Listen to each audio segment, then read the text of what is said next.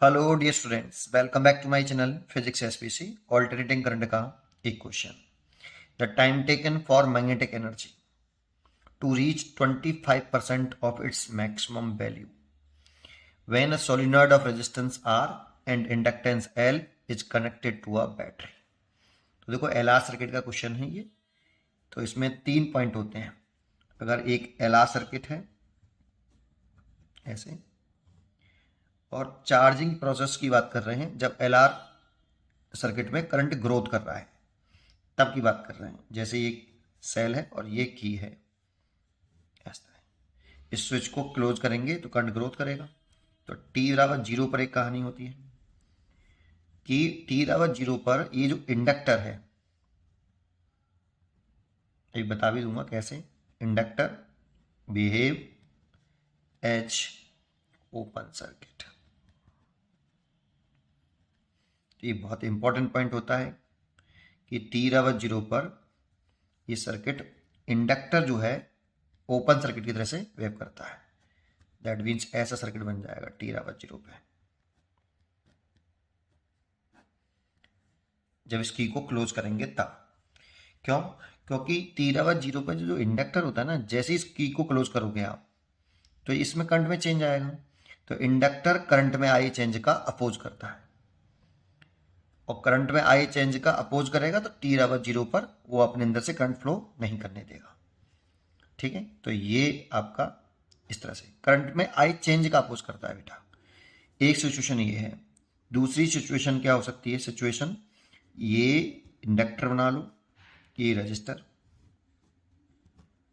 ऐसे T second बाद, की क्लोज करने के टी सेकंड पर।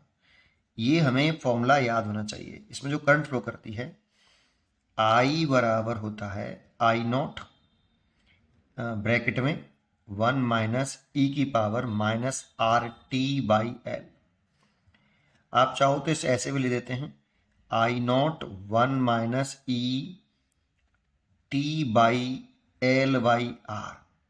और इस एल बाई आर को टाइम कांस्टेंट बोलते हैं, एल अपॉन आर। ये टाइम कांस्टेंट होता है एलआर सर्किट का। मैं ये फॉर्मूला याद करके चलता हूँ। अब देखो इसी फॉर्मूले से आपको ये वाला पॉइंट मिलेगा।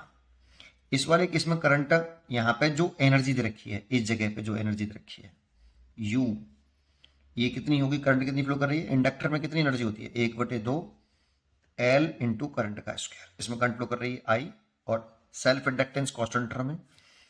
ये आई पे डिपेंड नहीं करता, यू पे डिपेंड नहीं करता, ये डायमेंशंस पर डिपेंड करता है, इंडक्टर के पर नंबर टर्न्स वगैरह पर डिपेंड करता है। ये फॉर्मूला हो गया। अब इसका तीसरा केस क्या है? जब ये करंट स्टेडी स्टेट अटेंड कर लेगा, दैट मीन्स करंट मैक्सिमम हो जाएगी और करंट में चेंज आना बंद हो जाएगा, तब क्या होगा?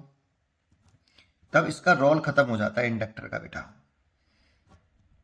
ये क्लोज कर दी यहां पे हमने, टी टेंस टू इन्फिनिटी पर।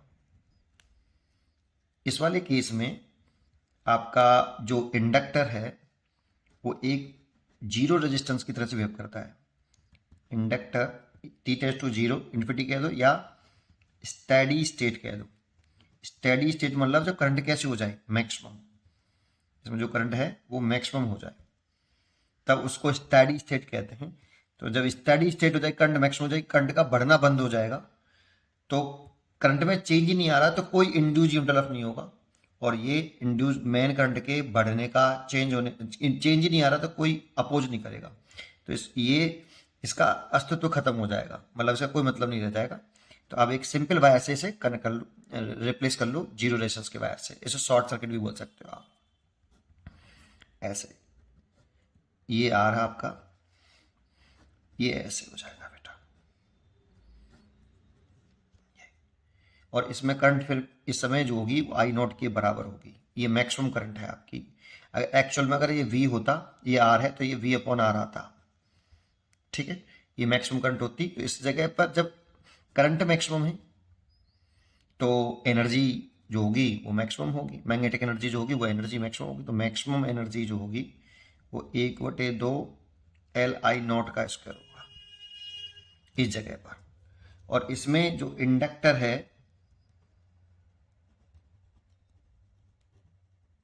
behave as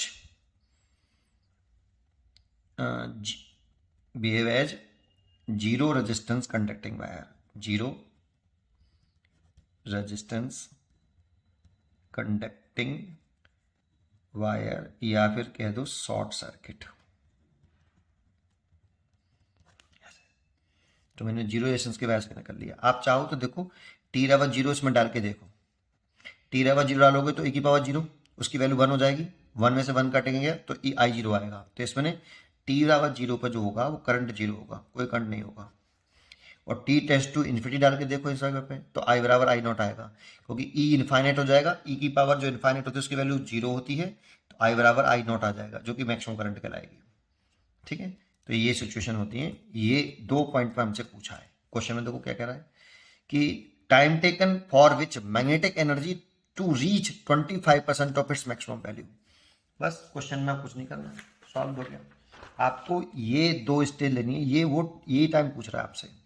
ये जो एनर्जी है ये मैक्सिमम एनर्जी का 25% है, ऐसा क्वेश्चन में कह रहा है कि U equal to 25% of maximum potential energy. और U की वैल्यू हमें रखी कितनी, 1/2 LI स्क्वायर, और ये रखा है 25% बाई 100, और ये रखा है 1/2 L आई नॉट का स्क्वायर। ये मैक्सिमम करंट है बेटा आपकी, है ना। तो जब मैक्सिमम करंट होगी तो एनर्जी भी मैक्सिमम होगी, L तो कांस्टेंट रहता है। तो देखो 1/2 L से तो 1/2 L कट गया, और I की वैल्यू के लिए ये फॉर्मूला हमें लर्न होना चाहिए अच्छी तरीके से।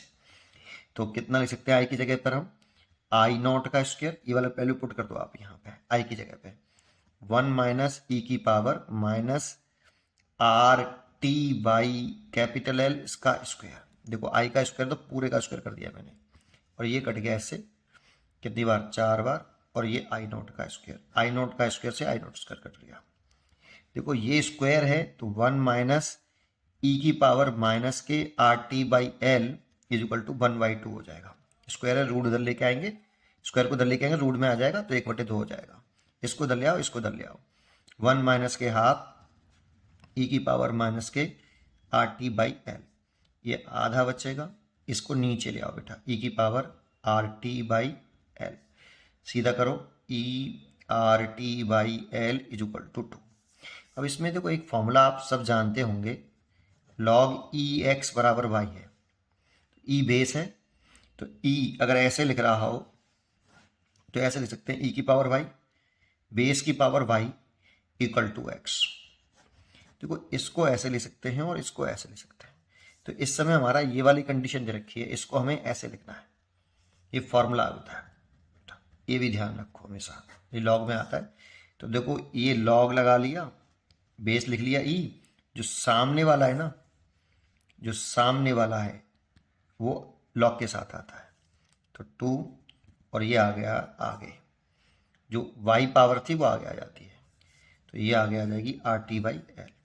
यहाँ से t निकालें तो l अपॉन आर, एल का मल्टीप्लाई आर का डिवाइड, लॉग e का बेस 2, और इसे लिख सकते हैं हम ln2, ये आपका t हो गया, इसीलिए इसकी आंसर हो गया ए चॉइस इज करेक्ट। पढ़ते रहिए और खुश रहिए।